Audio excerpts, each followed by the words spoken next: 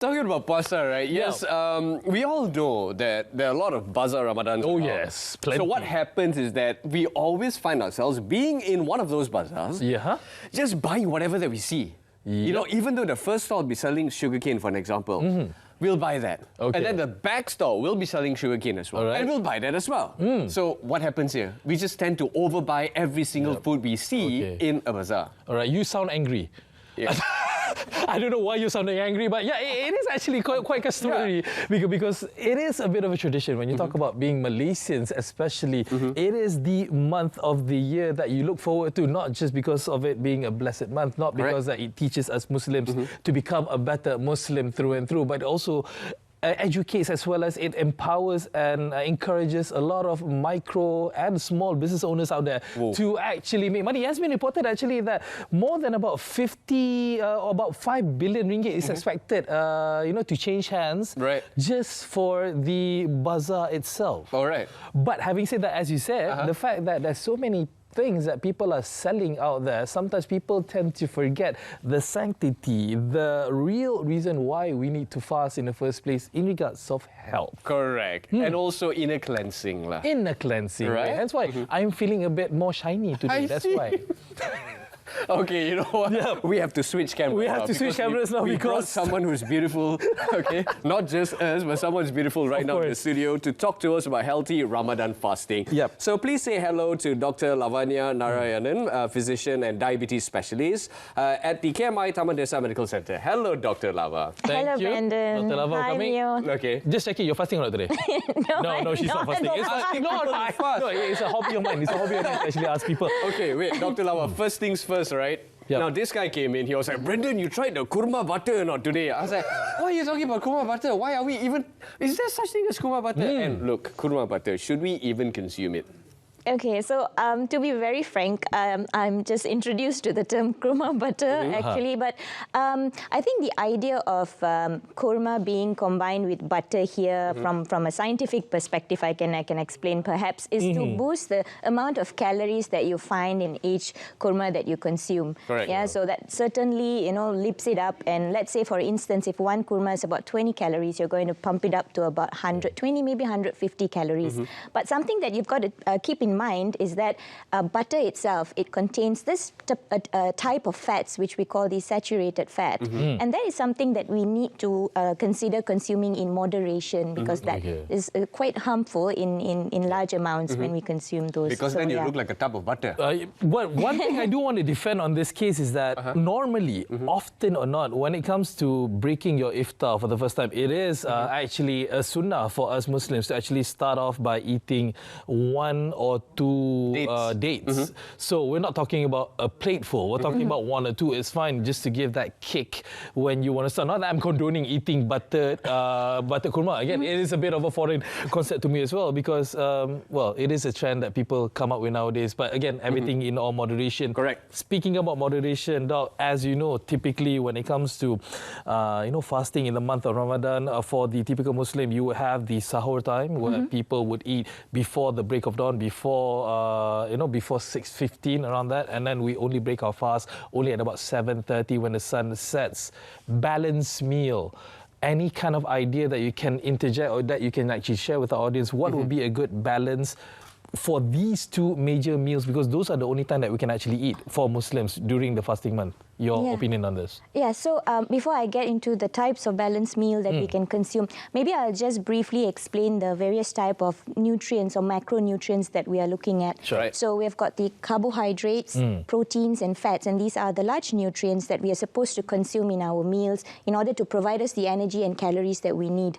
So typically in the fasting month of Ramadan, you've got the fasting window, which can span from 12 to 17 hours depending on which part of the world you are in. And you've got the eating window where, you know, this is the time you try to fill your tummy up and serve you the energy that you need for the rest of the day.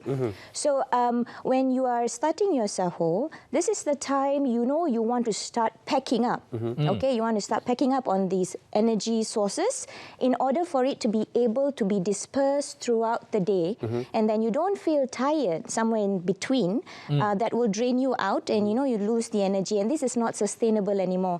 So if I were were to speak from a very scientific point, you're going to be consuming complex carbohydrates. And when we say complex carbohydrates, they are simple sugars that are strung in a complex matrix. And it takes time for it to be digested. And it slowly releases the energy. And that's the kind of food that we want to focus on. Examples. Okay, so examples are, when we talk about healthy eating, we talk about whole grain food, oatmeal perhaps, brown rice. They're not so yummy. Even, Truth be told, yes. Actually, yeah, but I've not gone to the two other nutrients yet. So, if we pack up on the proteins and the vegetables, then you can eat a delicious sahur, if you ask me. Maybe grilled chicken or, fish with whichever dressings you want, salads, vegetables. You can pack that up, and in that way, you keep your tummy full. At the same time, you've got enough energy to burn the carbohydrates that you need to fuel yourself until iftar. Right. So, it's very important. After you sahur, don't sleep. Yeah, basically, that's very, very important as well. Some people just sahur and then after that work out. I think you did that last year. I kind of like did that. No, what I did was I tried to work out just before iftar. Right. Because that was the ultimate point where, I could just run for about half an hour and then just wait and then just break fast after that. But what if, Doc, just wanted to ask you, for people who don't fancy eating sahur, what do you think about that? Do you think that just a glass of water or maybe a cup of hot chocolate, would suffice and that's it throughout the whole day? Based on my interviews and surveys with my fellow colleagues, and those who I grew up with, because I grew up in West and East Malaysia. So, from what I understand, they've got to get their sahur in. They can't miss sahur. Otherwise, it's going to be difficult for them to sustain. And like you mentioned, like hot chocolate or sweet beverages in the morning, those are simple sugars, and they tend to get exhausted very soon after. So it's going to be difficult, I would say, and perhaps you will need to get a specific prescription if you need to, make your own shake or something like that that's going to last you. Yeah. Okay, and obviously during Ramadan, it's always very important to keep yourself hydrated. That's right. When you can. Realistically, right now in Malaysia, of course, it's happening in the Peninsula of Malaysia as well, especially to those who are living in Papa Sabah, where an emergency has been declared.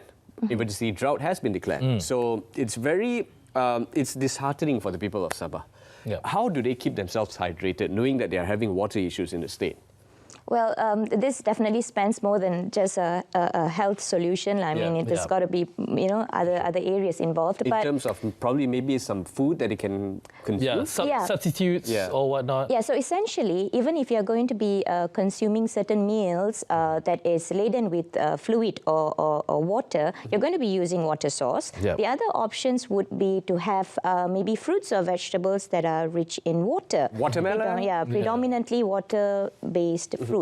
Like watermelon, Yeah, exactly, because again, like some substitutes out there would be able to actually, would suffice itself in regards of keeping your body being hydrated.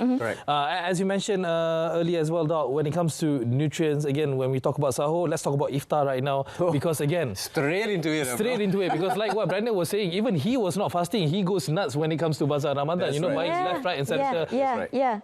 Proportion. Logically thinking, a man can only eat so much, but the temptations out there are just so enormous that sometimes people forget. Share with us the proportion, because I need to tell this guy, he needs to go through. It's a mind thing. It's a mind thing, knowing that your body is lacking of some certain type and I need to cover it up tenfold. And that's when your mind will tell you, go and get it, right? That's right.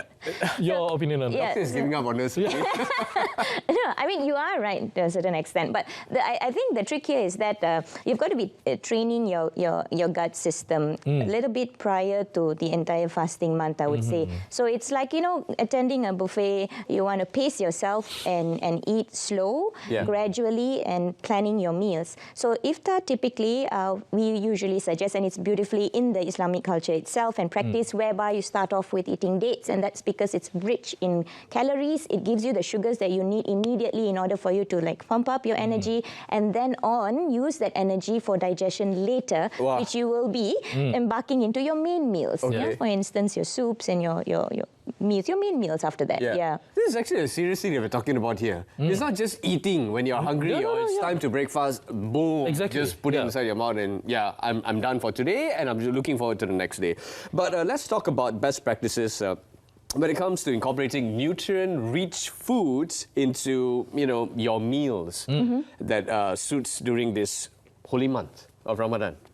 Yeah, so if you're talking about nutrient-rich foods, first and foremost, I think we have got to start understanding what are the kind of meal plannings that we should be doing prior. Nice. Okay. So if you ask me, you need to know how to identify how much of calories your body needs. So there's no one-size-fits-all. That is the problem. No. I do want to comment on this because the fact that, it's Ramadan. We're not eating the whole day. Do we really have to count calories? Because can't we get away with that? Because we've not been eating the whole day. Why? So that's the problem. The lack in calories is probably the concern during Ramadan. So let's say your daily requirement, perhaps for you might be 2,000 to 2,004, let's say. So there will be perhaps a 10% decrease in your caloric intake during Ramadan. But here the calorie itself, so you'll need to know how to divide the calories between your sahur and your iftar, ensuring that you also incorporate the necessary nutrients that you need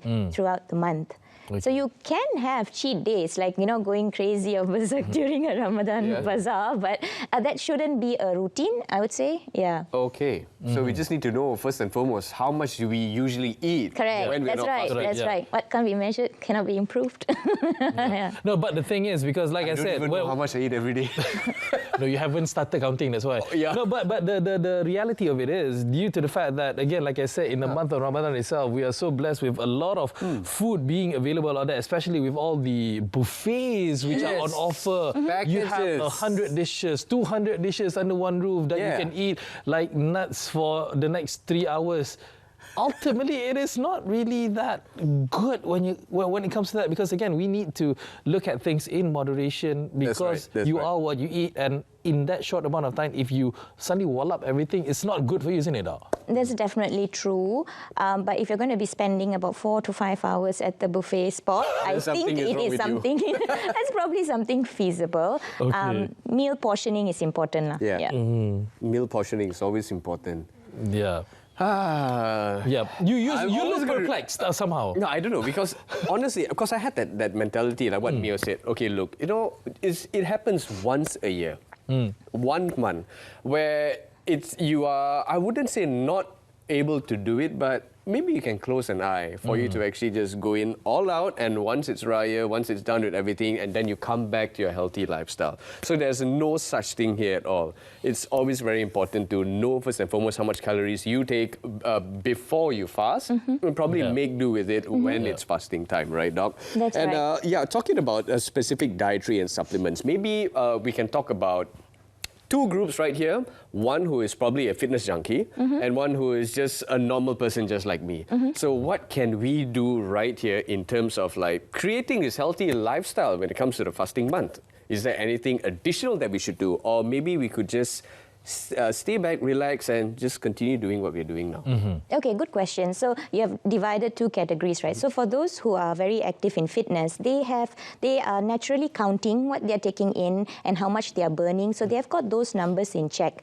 And they will usually speak to their physical trainers, or they are well connected in their physical training groups to understand when is the best time to work out and how many reps you need to drop when you are fasting in order for you not to burn out. And as for us as normal people who are not very active in fitness training per se, I think it's important to always stay active regardless. So being less sedentary, always on the move, walking. You don't have to really, do very heavy exercises or cardio activities, but ensuring that the sedentariness is not there. So basically, it's just you don't have to do what you do. You just have to keep going. Correct. You just get your body provided you're active before you're fasting. So if not, so that again has to be counted and quantified. So you know. Okay, but what about those? Again, you being a physician and diabetes specialist, when you talk about patients who are diabetic, people who rely ultimately in certain medications, I know for a fact that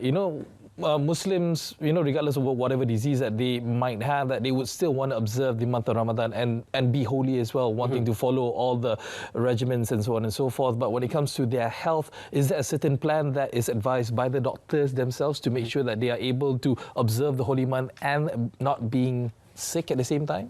No? Yeah, so medicine during Ramadan itself has been incorporated in a lot of our educational programs for doctors. So we will meet our patients beforehand, and first and foremost, we will ask them if they're going to be observing. But there's also a professional judgment that we make if they're not fit for fasting, and we will, discuss that with them and get a agreement on that. Yeah. Let's say if they are going to proceed and fast, then depending on their situation, are they on oral medications or insulin, and how well controlled they are while they're on treatment really depends and influences the outcome. So it really depends on their situation, individual situation, and they have to consult their practitioners for that. Right. All right, Doctor. Yep. Unfortunately, we don't have time, but before we go, maybe you can share with us some advice, and of course to all the viewers who are watching at home. Coming back to this whole thing altogether, that's the reason why we're even here talking about this, talking about healthy fasting during Ramadan. So your takeaway from this, how can I maintain a healthy lifestyle during Ramadan and ensuring that if I want to continue doing some vigorous activity or probably even ensuring that I'm getting sufficient sleep, what can I do? Should you fast? Yeah. That is. Should you fast? Should you fast? Maybe not even fasting. Maybe somebody out there maybe perhaps they just want to follow the trend, right? Correct. Yeah. So just a fun fact, fasting was used, in ancient medicine, it was used as one of the form of treatments for acute and chronic problems as well. So fasting in itself is not a bad practice. It's a very good practice and depends how you manage it. So if I were to sum up everything, I would say that you've got to have a pretty decent, a healthy lifestyle even prior to the fasting month. And be able to understand how much of calories you take in, what is your activity routine looking like, and then plan earlier on before that, not to miss your sahur, because that's the most important meal for the day, and pace yourself during iftar, ensure hydration is well and sufficient, at least 8 glasses of water a day, and in one go. No, so they are actually divided. They are divided based on your timings, and last but not least, maintaining an active lifestyle regardless. Nice. Lovely session together we have had with Dr. LAVANYA Narayanan, a physician and diabetes specialist, KMI TAMAN DESA Medical Center. Thank you so much, Doctor.